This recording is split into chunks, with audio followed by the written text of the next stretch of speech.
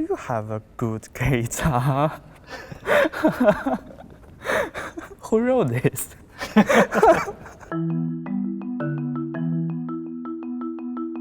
I got gayer.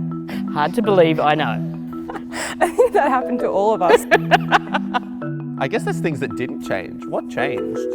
What changed? I think I started to own being a bitch. I was playing sport and I was like, well, this is interesting and fun, and the locker room was interesting and fun. And Whether it's, watching like Xena, for example, and being like, I love this, but I don't know why. And then you sort of figure out why later on. at what age did you know you were gay? I was a very gay little kid. I was very compelled by the sound of music, and I wanted a buzz cut, so kind of always. Yeah, for me it was 13, 14. I was playing sport and I was like, well, this is interesting and fun, and the locker room was interesting and fun. And I feel like I always knew. I think it's a thing that you know from a really young age, whether it's, watching like Xena, for example, and being like, I love this, but I don't know why. And then you sort of figure out why later on. But I think I really settled with the reality of it when I was about 16. Well, I'm bi. I was about 10 and I realised that I liked both girls and boys. I knew that when I was 16 at high school. It's pretty little late, and maybe felt depressed for a whole year. Then, in 2015, same-sex marriage become legal in America. Then that encouraged me to accept myself. I was very young, because I remember, the biggest thing I remember about when I knew I was different was standing in my year 7 preschool line, and my teacher was going, okay, line up into boys and girls, and to which I think I responded with, but what happens if you're gay? And to which I remember the look on his face and thought, oh, have I said something wrong? When did you know you were trans? It's a hard question. The first time I knew of the word transgender, I was about 12. I found it in an encyclopedia, and it was next to a whole bunch of photos of people with a male person before puberty, and then a male person after puberty, and then a female person before puberty, and a female person after puberty. And I remember looking at it and being like, well, that's not me. And I was very worried. I just remember closing the book and putting it away. And I actually never opened that encyclopedia ever again, even though I was a big reader. But I think the point at which I knew I was transgender and it really applied to me and I started to enact that in my life was probably around the age of 16. Would you be offended if someone assumed you were gay? No. No. No. No. I would be Because offended if that's people not a bad assumed thing. I wasn't gay. There you go. No, not at all. It probably depends why, though. I don't know, if they were like, oh, you're just really, I don't know, butch. And I'd be like, yeah, what's wrong with being butch? I'd be surprised if they didn't assume I was gay. I'd be offended if they thought I was straight. Not that there's anything wrong with that. What about the short hair, is it? No, because being gay is not a bad thing. But yes, because I'm not gay, I'm bi and I'm trans. I think there's a common understanding within the community, the LGBTIQ community, around a freeness and openness about sexuality and who you love, and everyone respects that. And it's not there's no judgment behind it. You get to make your own rules to an extent. You get to define what family and community means for you. I mean, besides the constant societal oppression, there's really nothing that's bad about it. We're all just fantastic human beings. I think I don't spend much time thinking about what's so good about being what I am. It's just what I am. So I don't think there's anything special about it. being a part of something bigger than yourself and finding that family that you feel accepted within. You just have to use your common sense. Sometimes if someone is like me and is very outgoing, if someone doesn't ask me my preferred pronouns when I meet them, I'm a bit miffed. I'm like, okay, all right, you just don't know about this stuff. So for people like me, ask straight away, like, what are your preferred pronouns? To me, it's pretty obvious I'm trans, but maybe to other people, I don't know. I don't understand how the world views me. Flamboyancy a little bit. Yeah. And the sporty stereotype. Oh yeah. Yeah. We play into we play that. so, yeah. Of course, there's heaps of stereotypes that are true. I'm a walking stereotype. You know, I'm tattooed and I have short hair and I play football, and stereotypes can often be good. Yes, we're all really hot. It's true. It's a true stereotype. We're all just really sexy, really hot, and yeah, it's a hard burden. Hell yes. I picked wrong. Kristen Stewart. And Ellen Page. Yes, that was just gonna happen. Yeah. Do you have a good gaydar? No, I have a horrible gaydar. I actually just assume that everyone is bisexual until they tell me otherwise. Just in the same way that I use they pronouns. I use neutral pronouns for everyone until they explicitly state otherwise. I have a horrible gaydar. It's why dating is really hard, I think, for me. Do you have good gaydar? Oh, yes. Yeah. I have excellent gaydar. Yeah, we could go around this university and I could do it. We should take a walk after Yeah, this. okay, yeah, let's go. yeah, that would be good.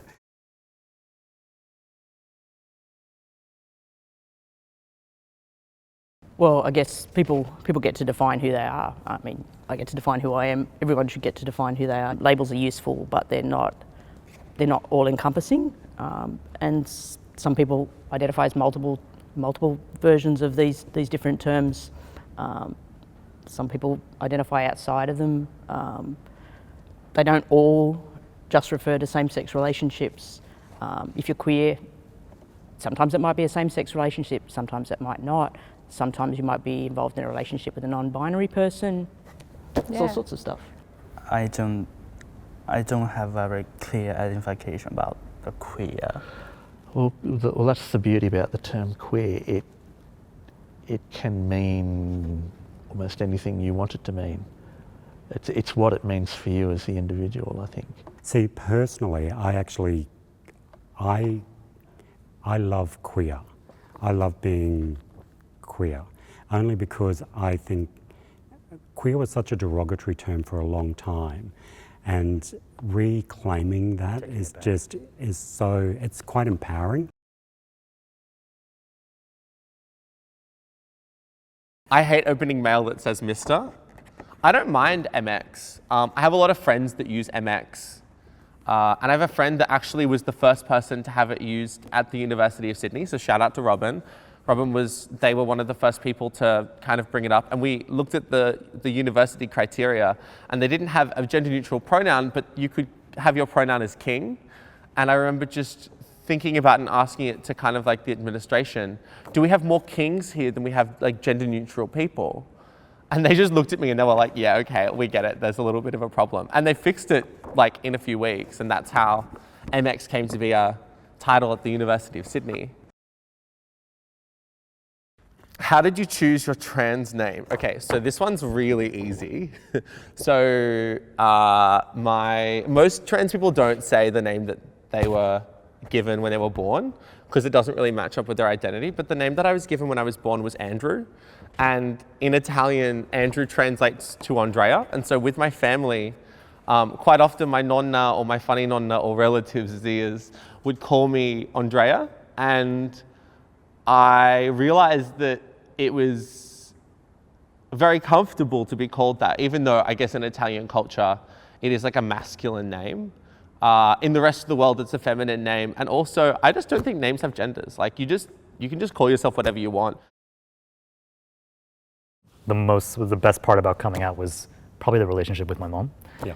I always felt like there was a piece of me that And we both, I mean, I'm from the US originally, and I've been over in Australia for 7 years, and I felt like there was this piece that she just didn't get to know about who I was, or this, you know, she was asking about relationships, but I wasn't being completely honest about who and the nature of that relationship. So just the freedom and just the weight off your shoulders where you're like, I can be myself, I can be honest about where I'm going, who I'm hanging out with, and who I'm going out to dinner with, which is quite relieving.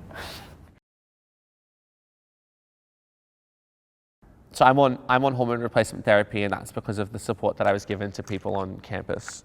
So I have so I take, this is Spiriton. So this is basically like to block testosterone.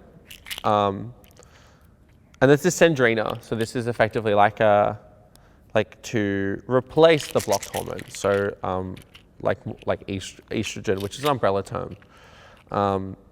And I'll take these for the rest of my life. It's a personal choice. It's just like if someone gets a nose job, it's their choice. They can do what they want. It's their body.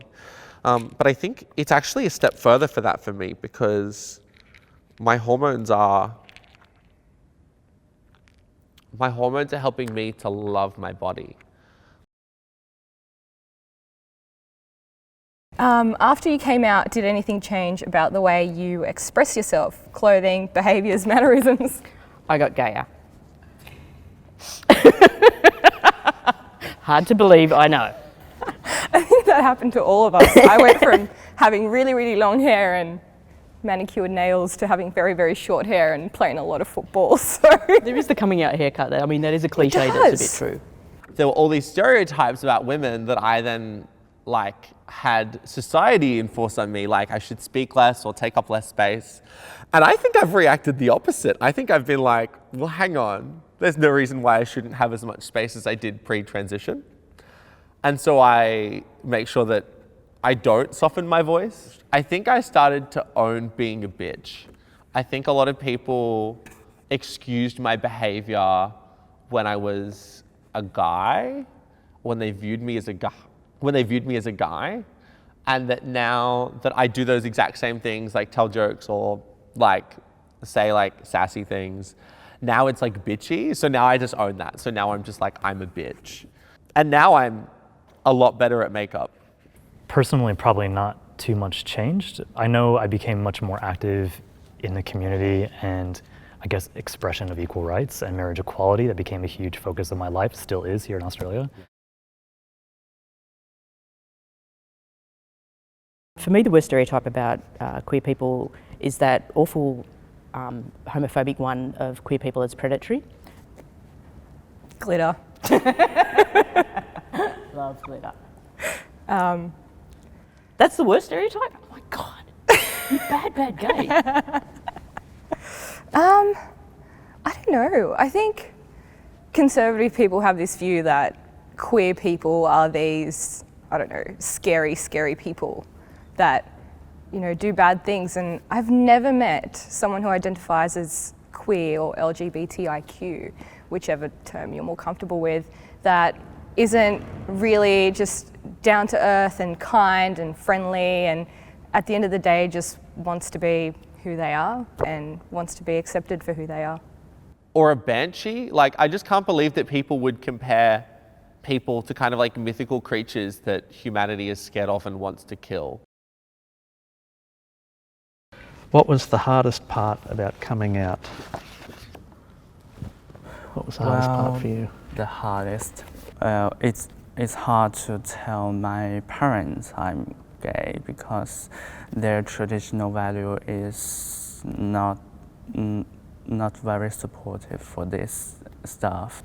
In my country, there are not many sex education, so I'm pretty confused.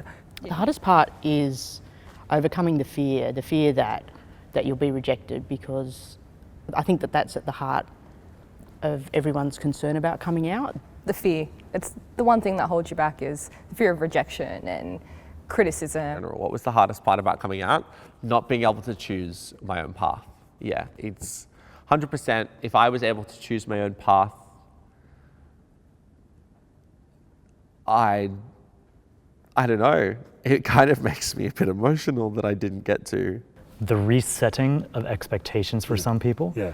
People like to put labels and put you in a box and think they know you and judge you on certain things, and which is fine, we all do it.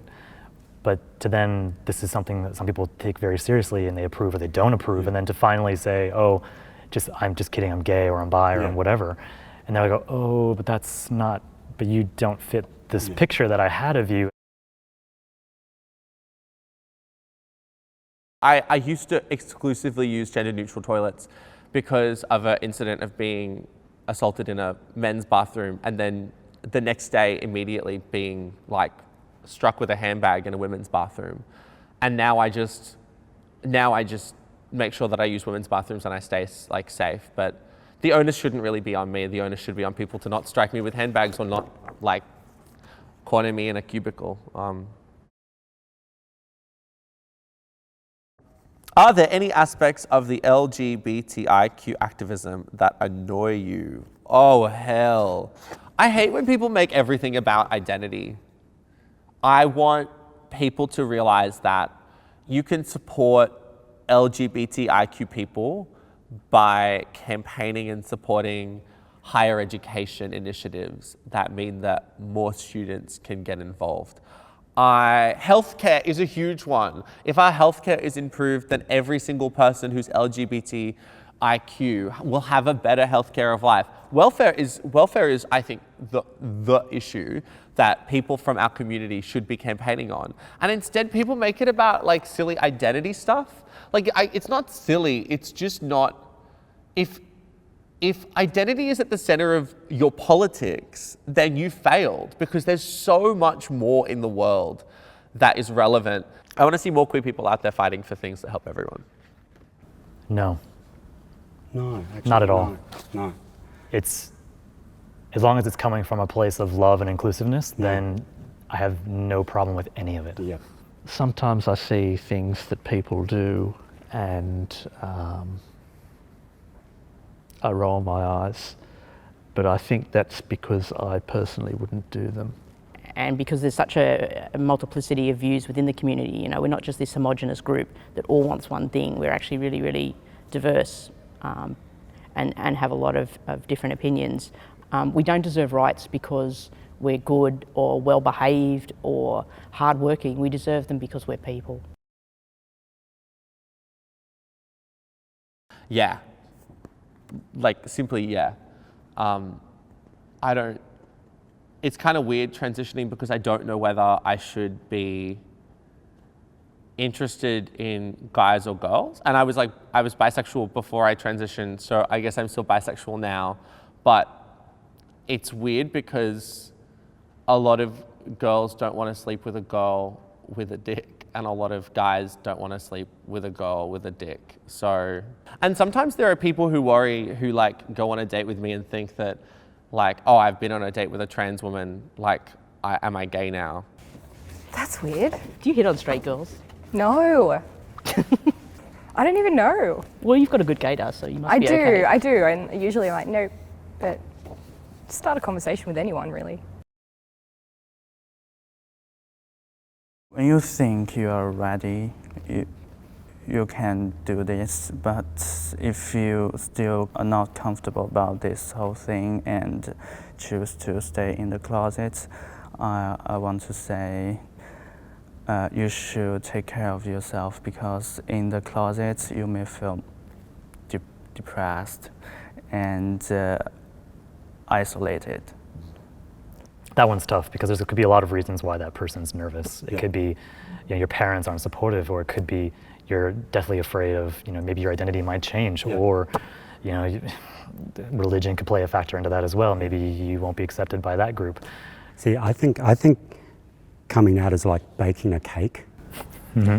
You know when it's ready, and that to me is like someone who's nervous about coming out. It's exactly that. You will know when it's okay. When it's okay and when you're ready. And until that time, you just be yourself. In most cases, it's a lot better than you think it's going to be. In some ways, it's never ending. Like, yeah. I mean, you can never come out to absolutely everybody in one go, and so you don't have to. If at home it's still not safe, there's other places you can come out. You don't have to, you don't have to risk everything all at once.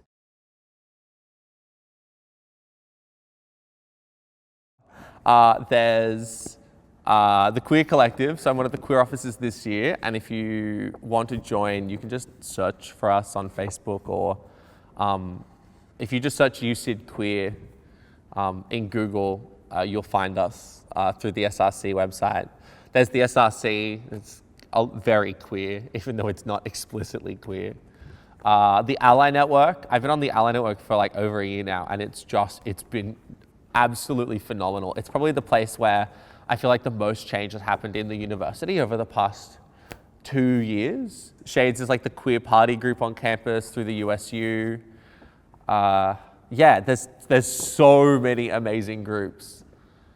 And there's things like queer reviews, so if you're like theatrical, you can do that as well. And that's, I think, the only one I'm not a part of. Yeah, we did. I joined the Queer Collective, part of the SRC when I was in first year.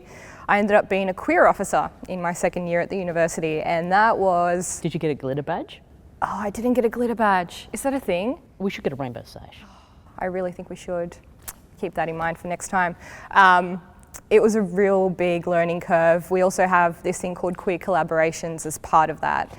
And you travel to some other university or some other city around Australia and meet up with other people from other universities and queer collectives around the country, and you learn from each other and discuss, really complicated issues. And that was pretty amazing. But I've also recently joined the Ally Network at the university.